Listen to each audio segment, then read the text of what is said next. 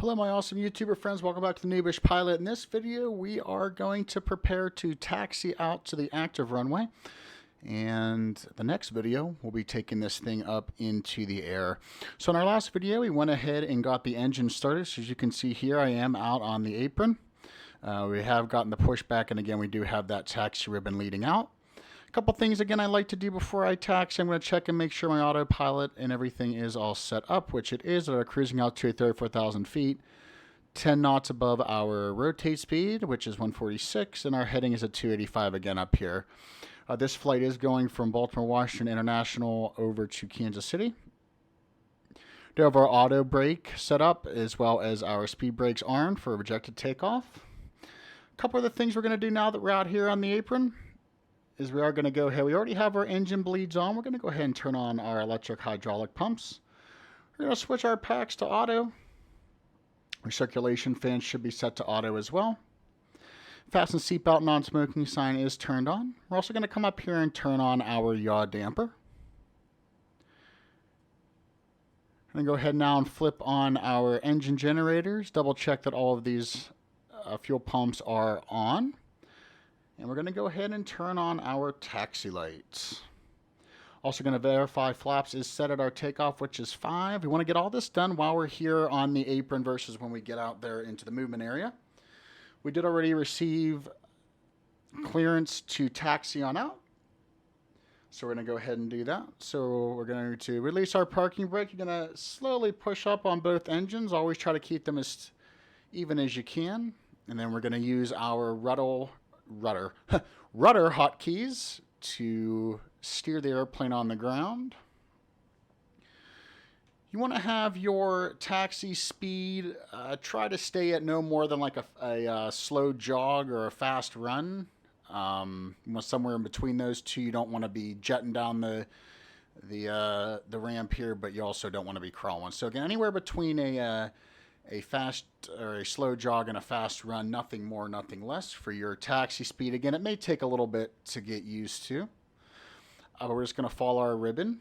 And what I've always found out is that if you try to keep this screw right here on your windshield wiper aligned with the yellow line, you are pretty close, if not dead on center. So we'll go ahead and follow that out to the active runway.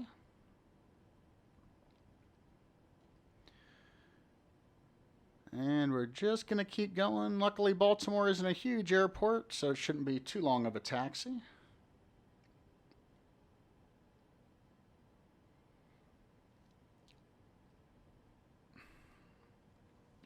If you are flying on VATSIM or another more realistic platform with an ATC on there, you may have to continue to do the hold shorts whenever they come about. You'll know that one side is going to be a solid yellow line while the other will be a broken yellow line. If you're on the side with the solid, you cannot pass that without a clearance from air traffic control. In this case, you don't have to stop for each of those while you're in just free play mode.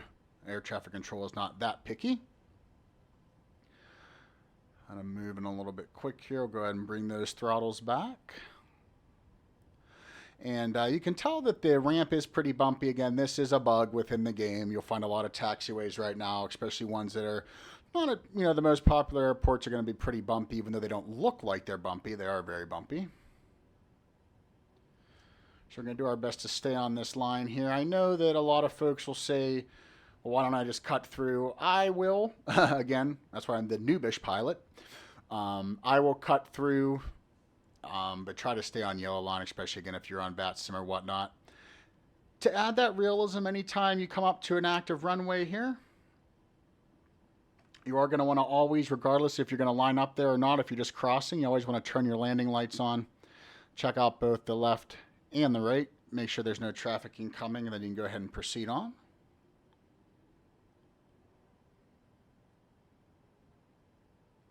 I'm going to have to give it a little bit of good power to get rolling and then bring it back down.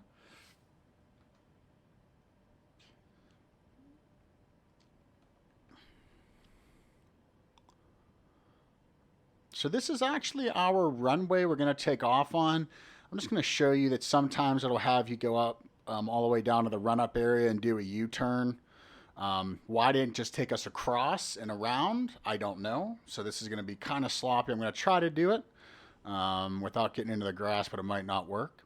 One thing I did find, if you need to turn a little bit more sharply, once you add your rudder in there, go ahead and add some brake in there as well. It should help the aircraft turn a little bit sharper.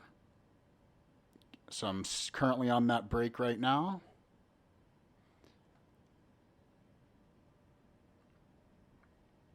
In this case, we're going to leave our landing lights on because we are now in a position. And just like that, folks, we are on the runway and ready to take off.